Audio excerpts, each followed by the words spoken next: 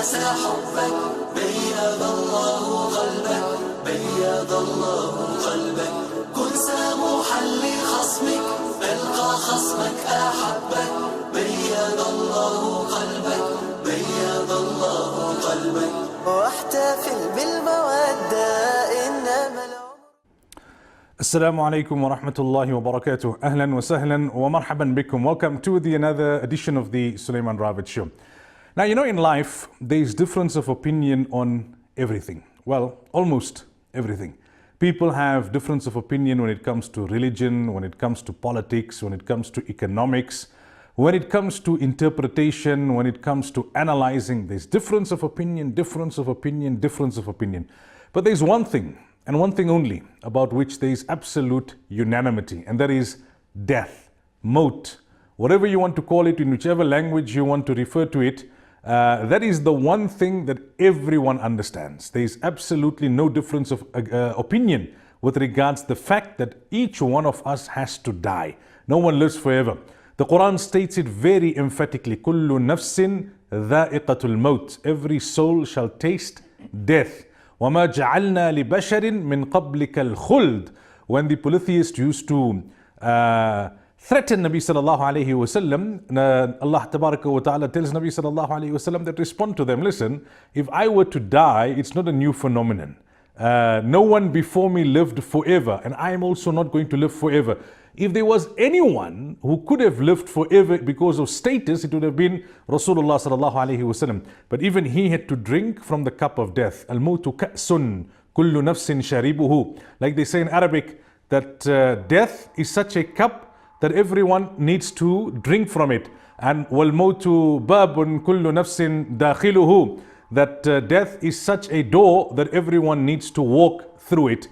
So that is what we're going to be talking about tonight. We're going to be talking about death, but not so much about death from the theological perspective, but more about death from the perspective of burial. I'm just going to make a plea to the studio operators on the other side for the feedback in the earphones, and then we can get going inshallah with the program, and I'll tell you more about the guest in studio this evening. So our guest joining us for the program is Muhammad Kaji. He's the chairman of CIT, the Central Islamic Trust. He is also part of the Fordsburg Muslim Youth Organization, the FMYO, and he is the chairman of the Islamic Burial Council, the IBC. Today we're talking about burial councils, and we are talking about the whole process from the time of death to the time of burying the deceased. There's a lot of rules and regulations, there's etiquette, there's Islamic injunctions, and there's practicalities around that. It's an important aspect. None of us likes to think about death, right?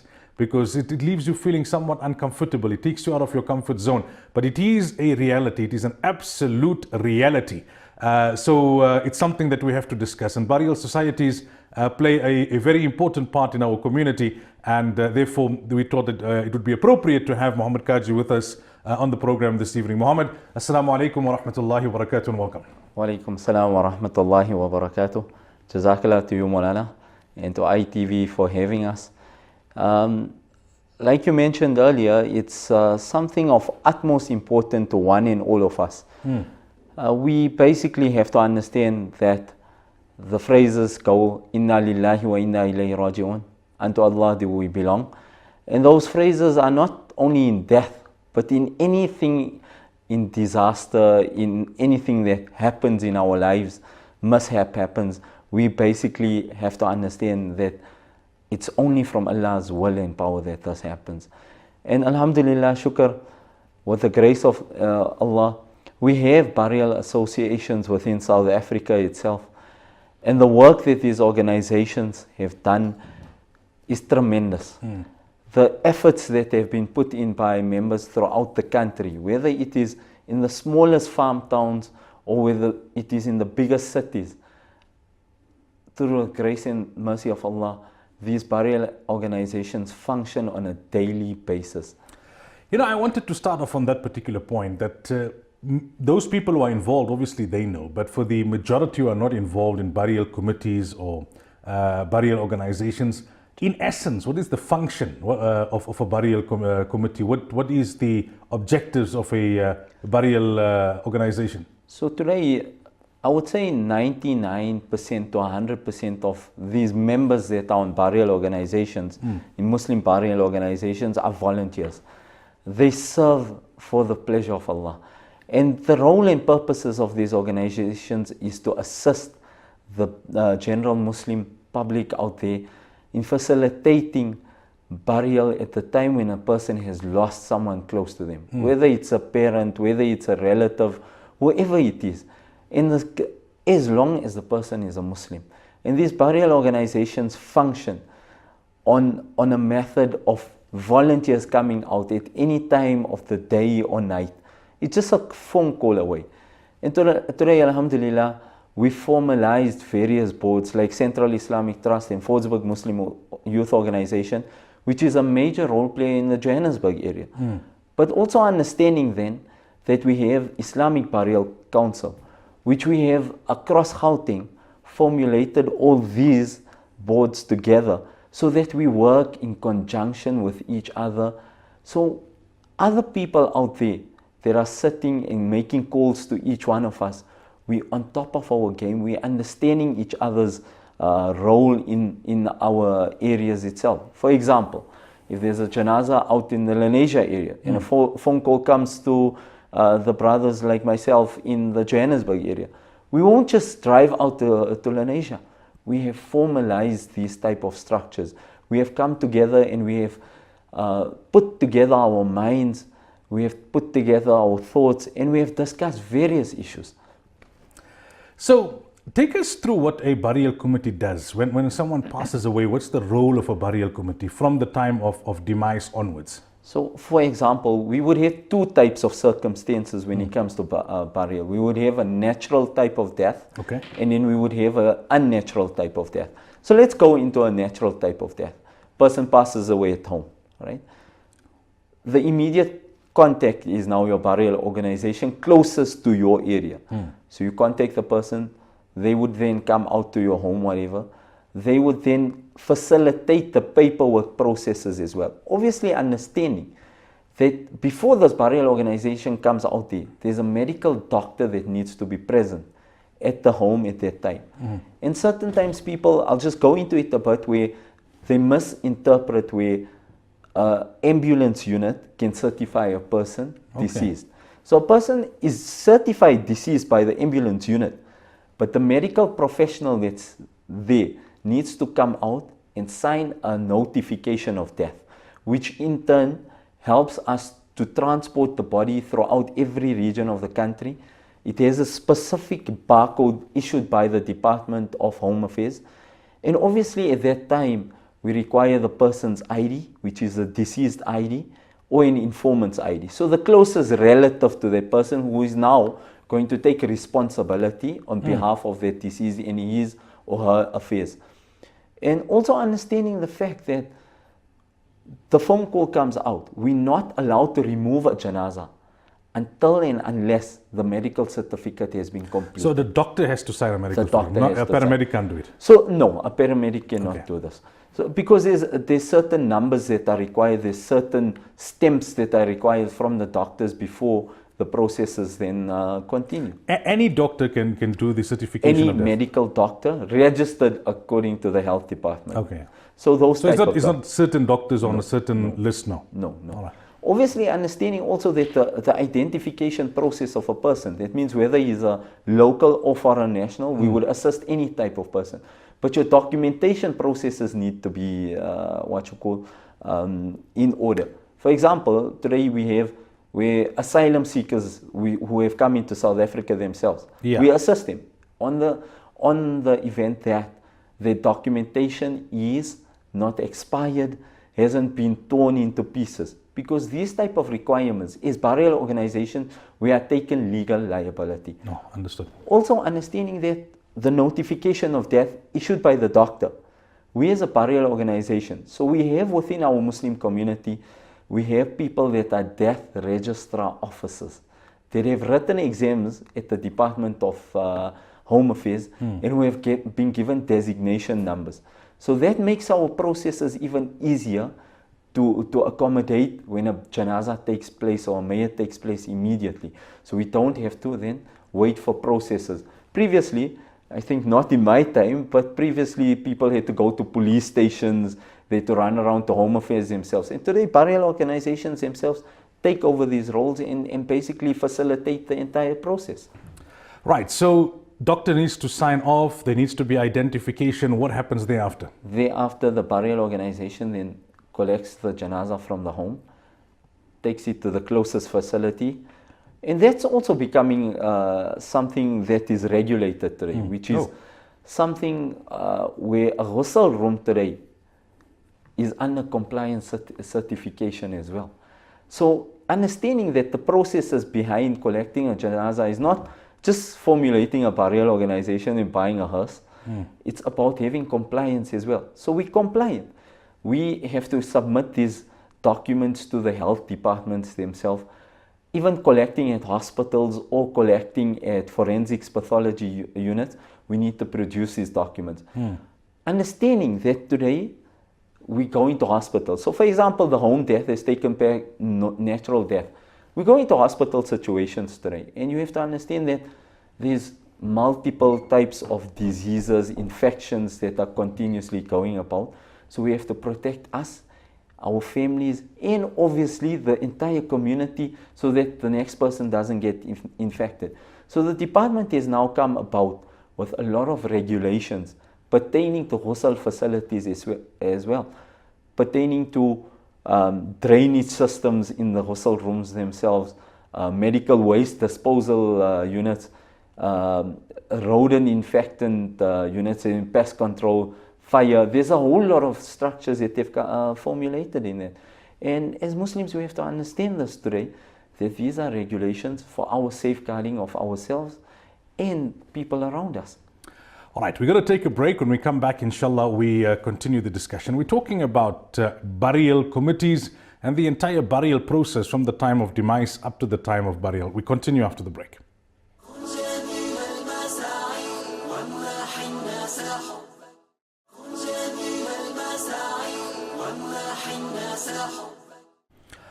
Welcome back. So we're talking this evening about the burial process and burial committees and the role of burial committees. And our guest in studio is Muhammad Kaji, he's the chairperson of CIT. He's also the chairperson of the Islamic Burial Council.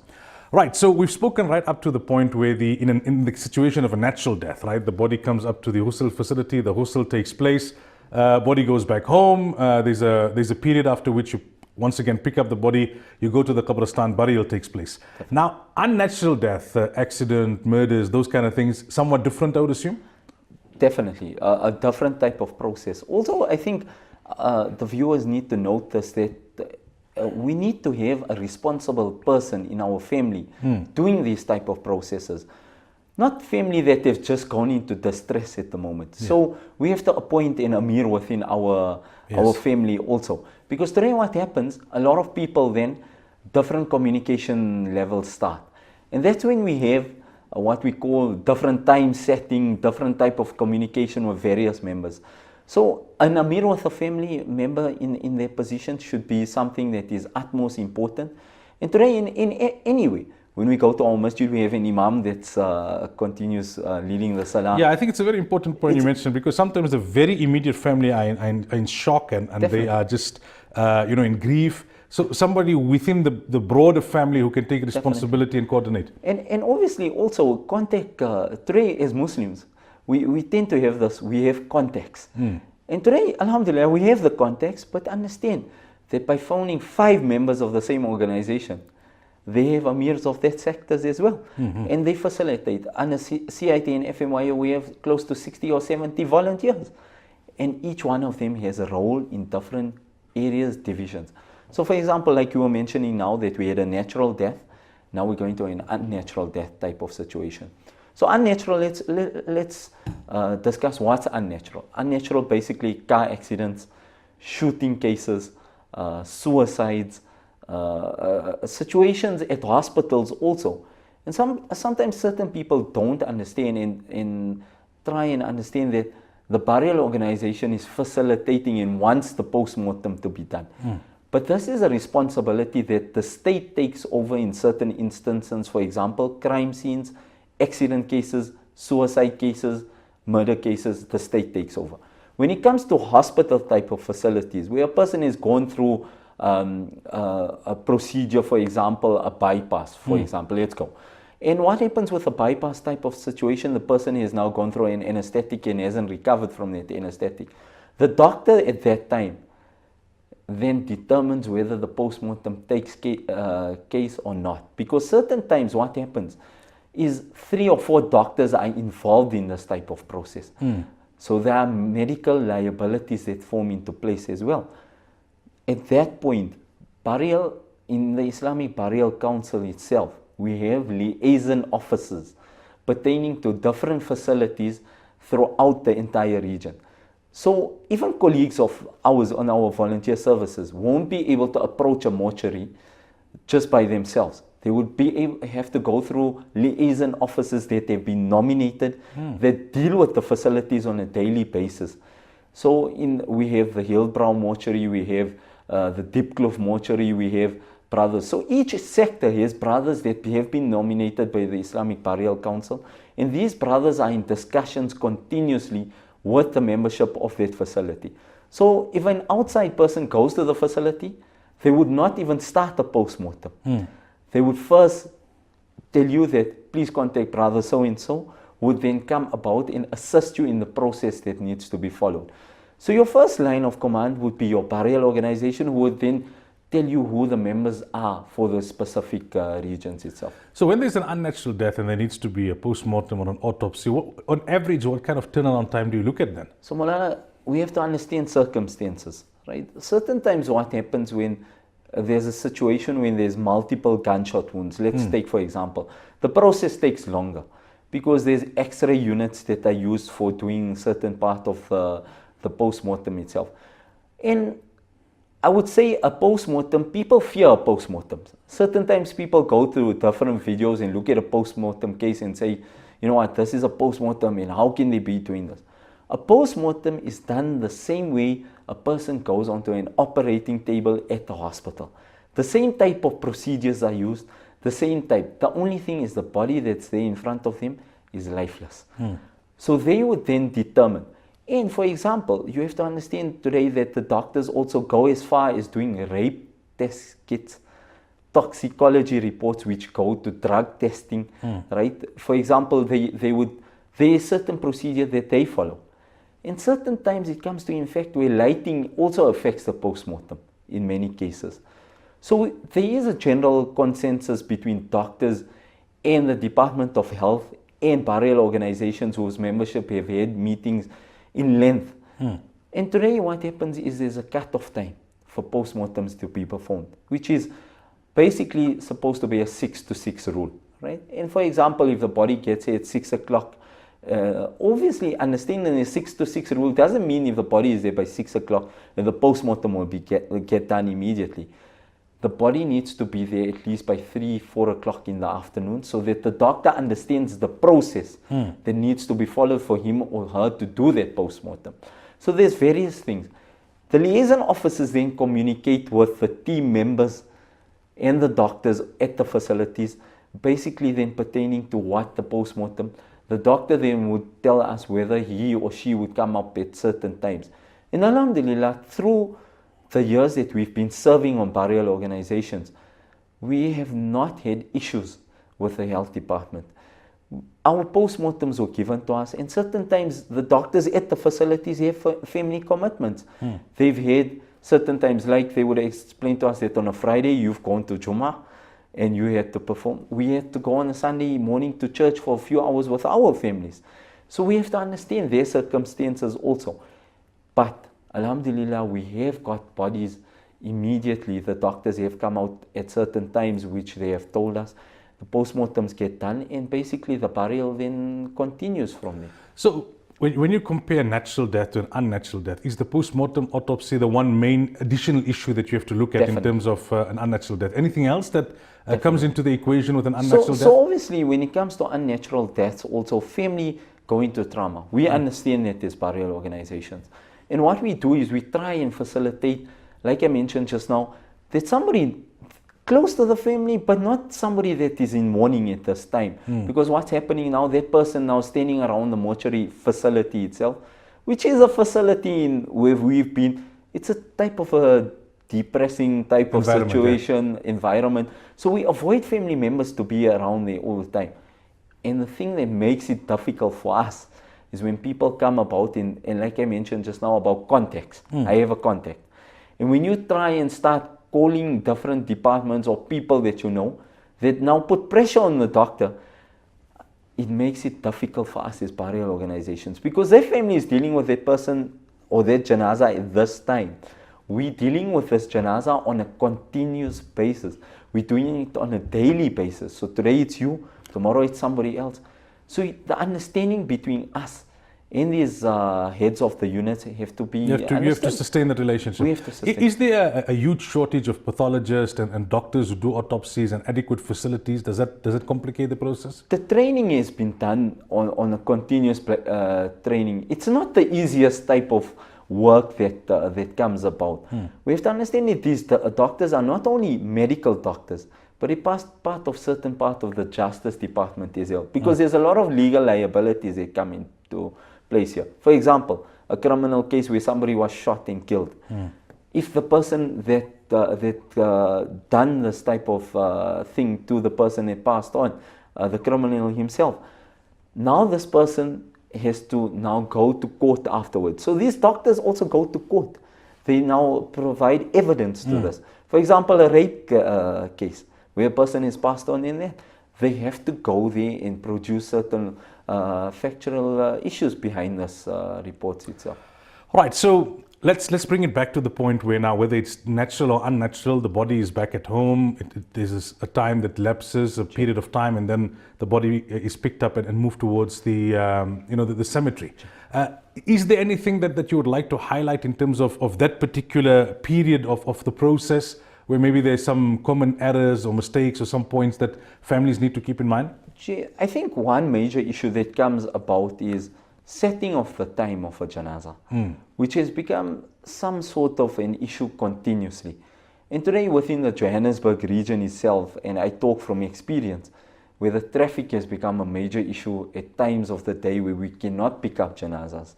Because certain times from 3 to 5 or 6 in the evening, it becomes a major issue with traffic congestion around Johannesburg. So the family members need to understand this. And something also, Molana, which today needs to be brought on is we have to understand the salah times. Our salah times are important as well. That's a faraz. Our salahs are faraz at the end. And we have to understand that certain times we set times for janaza salah. By the time we get to the what you call janaza facility at the Qabristan, we read the janaza. By the time we finish the burial, we might have missed a faraz salah. So understand those type of processes. Today, the other thing is about when a person has passed on, right? Family members are out of town, right? And we have to understand that certain times we understand that a family member wants to be present at that time.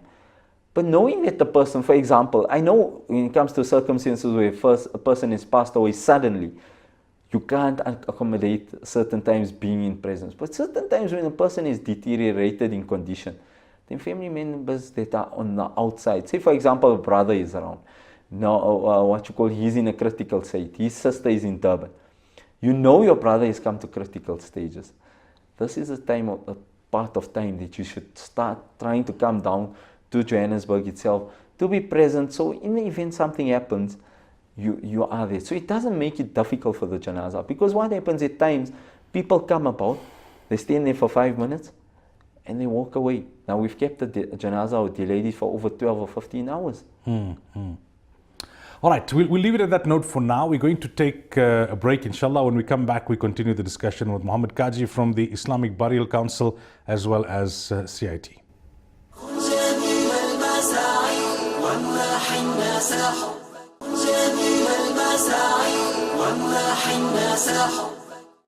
Welcome back. So we're talking about burial committees and the role that they play in the burial process. And as we're talking about that, obviously key points are coming to the fore about do's and don'ts and common errors that families need to take into consideration when it comes to the burial process.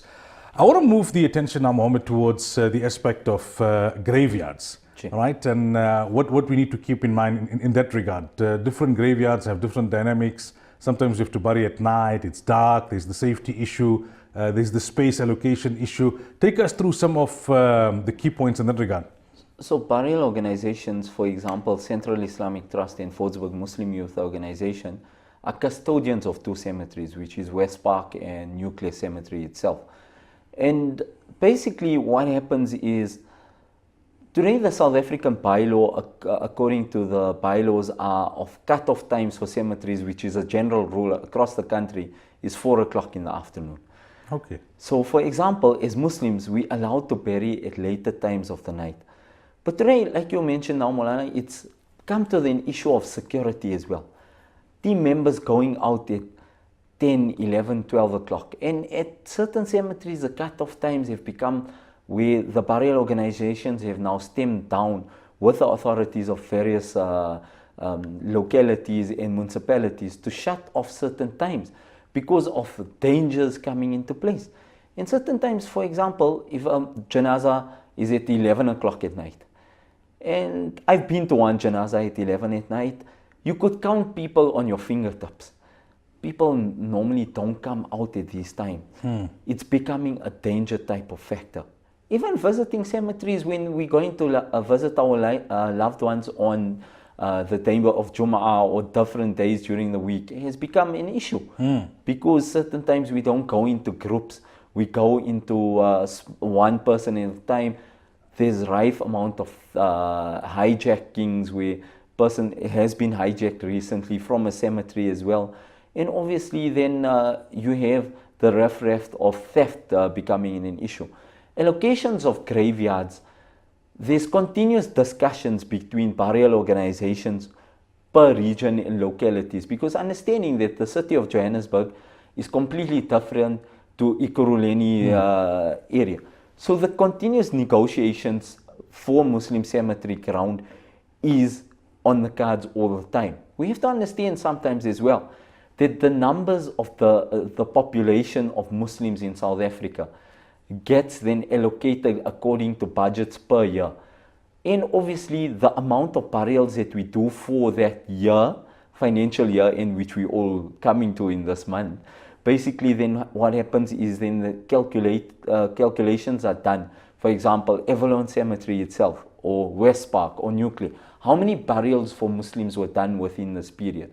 The grounds are then calculated accordingly and given to the different religions, for example. And that's something in South Africa where our freedom of religion is open, where we could do various things. And sacred ground, meaning our graveyards itself, where different religions haven't been mixed with each other. We've understood those type of concepts, and we've brought them together today. Alhamdulillah, we continuously ask for ground. We sit in meetings with parks itself, and the shortage of ground space, amongst others, is becoming a contested issue. How much of an issue is vandalism, stealing of cover boards and that kind of thing? Well, that's on a continuous basis. We have to understand that we have started moving away in different factors where we, burial organizations have been, and CIT, FMYO have started creating concrete blocks so that the blocks are not stolen. Today, like we explain, is if there's a buyer for a stolen product, then obviously the theft then would continue. Vandalism comes when basically certain people, we haven't found a vast amount of vandalism in the cemeteries. I think the cross respect between other religions and us as well. And I think a issue coming to like Avalon Cemetery and West Park Cemetery, certain Saturday mornings, we do not do burials. We try and avoid, because the Christians at that time have a majority of burials in that time as well. So to avoid interaction, also to avoid processes that they going through in us, we try and avoid these type of criteria. We try and facilitate where we do it slightly later or slightly earlier in the parts of the morning as well. We've had a lot of understanding between organizations, even when it comes to non-Muslim organizations that are in burial. we have close bonds and relationships with them, because certain times they have certain things that they need to communicate with us, and it's become rife today in the issue of Christian Muslim type of situations. Certain times a Christian person has passed away, or Muslim person has passed away, but his entire family is Christian. So that organization will call us, and basically we would assist in doing certain facilitations. Moving away now from the process and the burial process, I want to focus a little bit more on burial committees themselves. What is required for a burial committee to function? We'll talk about finance in a bit, but what kind of numbers do you require in terms of volunteers? What kind of skill set do you require? What kind of time commitment do you require for a burial committee to function reasonably well?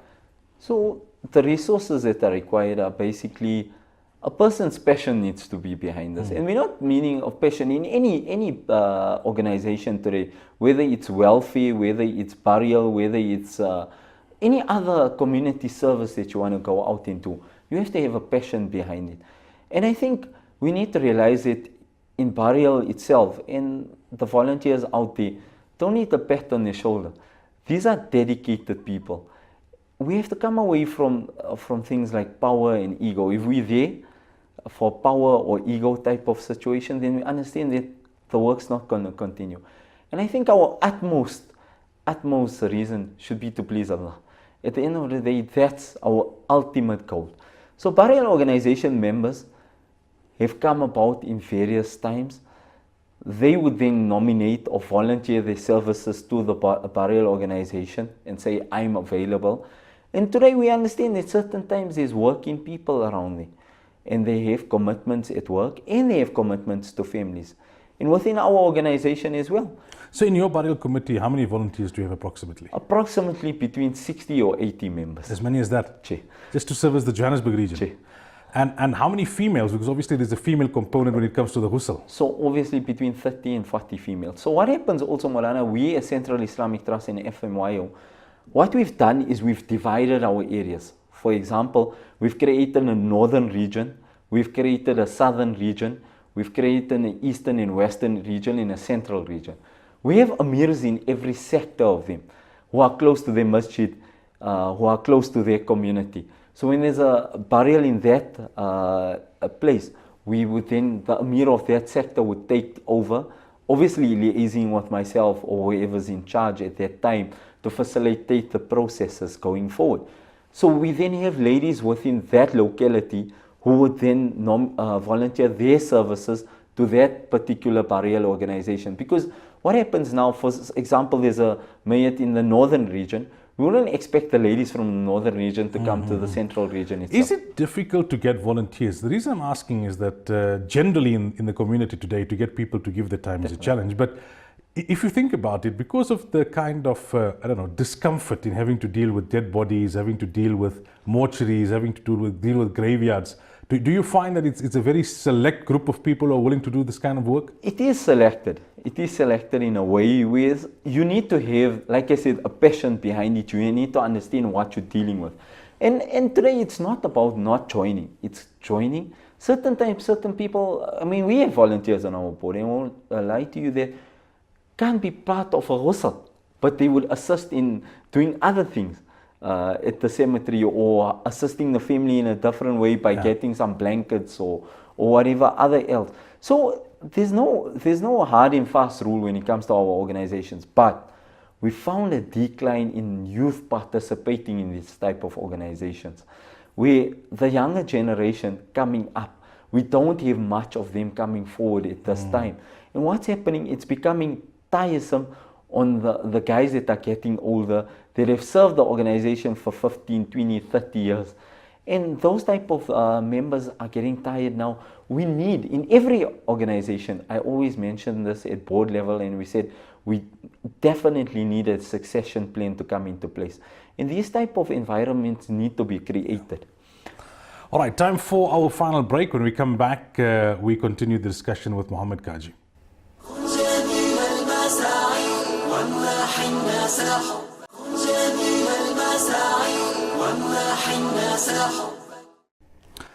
Welcome back. We move into the final segment of the program now. We're talking about burial committees, the burial process, and related and associated issues. I want to talk now about the cost factor. Even to die is costly. There's a cost factor to that. I once met someone who was involved in the burial process, and I told him, "What do you do?" He says, "I'm involved with the departure lounge." And he had me there for a moment, and I said, "Okay, I kind of got it a little late, but I got it nonetheless." So let's talk about, Mohammed, the cost process of the actual burial for the deceased family. What does it cost these days, plus minus, for the burial process in terms of what the family needs to take out? So, for example, different cemeteries have different what you call rates for graves. Have different what you call facilitation when it comes to an adult grave, and obviously even a child's grave. So there's different grave fees that are stipulated by council. Those fees are given to every organization by the council themselves. And on a yearly basis, these fees increase. So it's not increases that are being put together by the burial teams themselves. So for example, today, burial costings would range from graves from anything from 1,000 rand to 2,500 to 3,000 rand, depending on the cemetery that's been used itself. And then the other cost obviously would be the coffin and the usage of ghusl facilities. Obviously then the coffin comes into place, timber comes into place. Today, Maulana, you have to understand that certain costing regarding support vehicles when it comes out to burial organizations and hearses are things that are costly today. The petrol consumptions on these vehicles. Certain times the requests are to take janazas from one town to another town as well, and these are incurring costs that come about, and burial organizations obviously calculate certain fees and charge it to families, because these are not costs that we basically. And coming to costing, the money that's recovered from these burial organizations are basically paid out immediately. That means we have, for example, wood we have to have in stock. In the region of 15,000-20,000 that what Central Islamic Trust and FMYO bring on. You understand? Because we have close to 30 to 40 burials in a month, and we need to have these coffins available. Sundries, the cotton wool that needs to be available, rose water, medical gloves that need to be available all the time, and obviously other things. And like you mentioned now, certain times what happens is people don't understand that in Johannesburg we use different masjids for water as well. And our boards have come to these type of realizations that the contributions to those masjids must go back, because we don't want the marhum to at the end be indebted to somebody. Yeah.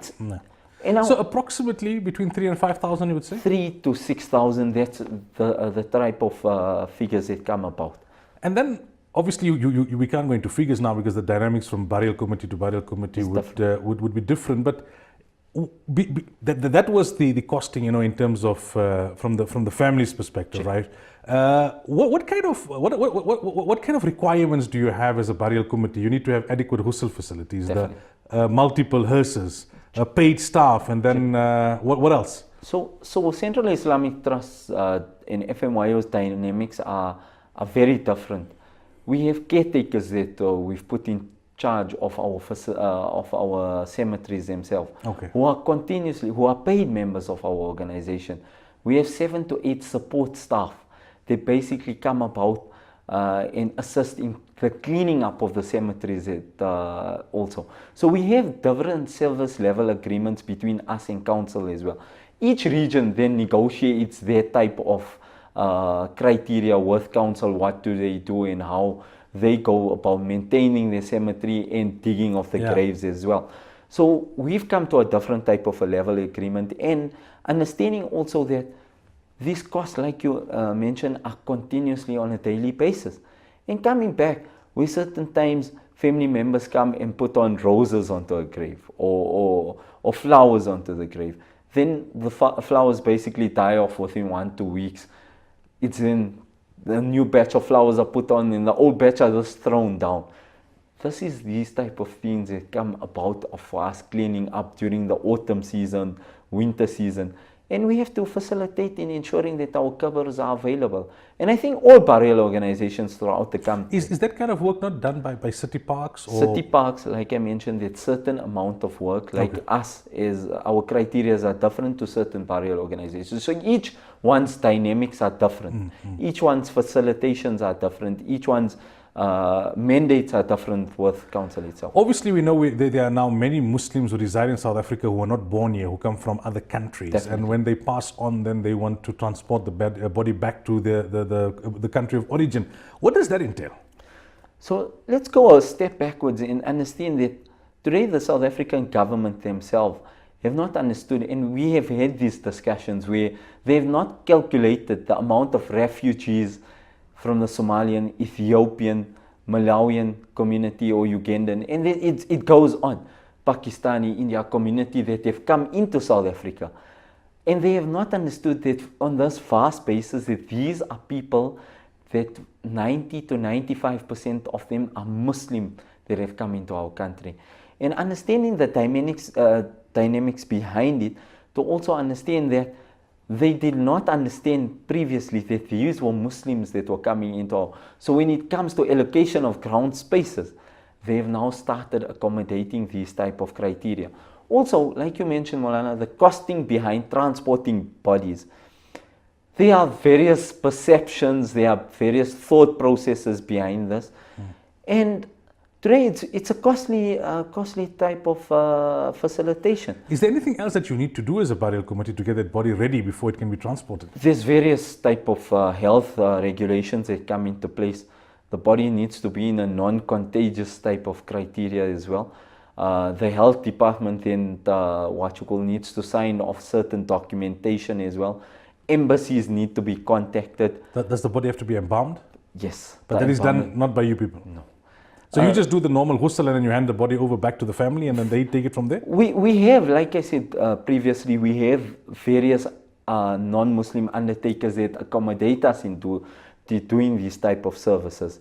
And there are few organizations that are more detailed into when it comes to transporting bodies across. Central Islamic Trust and FMIO, we've stayed a bit away from these type of situations because they are situations that become more intense when it comes to coffin boxes are used in here. They need to be Hessian and basically pegged together so that the Hessian doesn't come off. People on the other side in different countries, their documentation needs to be received. We then obviously have to go to a person that's now going to get the costing on the airline itself. Certain times it takes up to 3 to 4 days for the body to reach the next destination. So for example, if a person passes away today, it could take 3 or 4 to 5 days before it reaches its next destination. Mohammed, we're almost out of time. Just want to touch on this one aspect lastly. So burial committees have now got umbrella formations, if you like. Is the Islamic Burial Council a kind of umbrella body for the various burial committees in Gauteng, and is it national as well? So the formalization of the Islamic Burial Council was incepted so that these working groups can start within regions. We've started formulating in other areas, in the Mpumalanga area, in the Free State area. The KZN area, who has an Amir of that sector, has started a few years before the Johannesburg, Gauteng area as well. And we're trying to bring together all our issues so that when we voice ourselves to government levels or other levels, we come to understanding that we basically on the same page, we're understanding each other, the criterias, the changing of processes. And you can talk to authorities with one voice as well. With one voice, and I think that's become an important achievement for us over the past few years. Mohammed, there's so much more we could have spoken about, but I think this gives us a good overall picture. Jazakumullah so much for your time this evening. We really appreciate it. Jazakallah khair. Assalamu alaikum wa rahmatullah. Wa alaikum salam wa rahmatullah. Well, viewers, I'll say this in conclusion. I think we need to appreciate the work that burial committees do. We need to contribute where possible. We need to comply. You know, sometimes when there's a demise in your own family, you are emotional, but you cannot become irresponsible. You need to understand that those who are part of the burial committees are not there to make your life difficult, but there is a particular process and system that they need to follow. And most importantly, death is that reality that we spoke about right in the beginning. We all need to prepare for it. May Allah grant us all a pious death, a death on Iman, and may Allah make it easy for one and all. Until next time, inshallah. Assalamu alaikum wa rahmatullahi wa barakatuh. جميل المساعي وامنح الناس حبك بيض الله قلبك بيض الله قلبك كن سموحا لخصمك ألقى خصمك أحبك بيض الله قلبك بيض الله قلبك واحتفل بالمودة وامنح الناس حبك بيض الله قلبك بيض الله قلبك جميل المساعي وامنح الناس حبك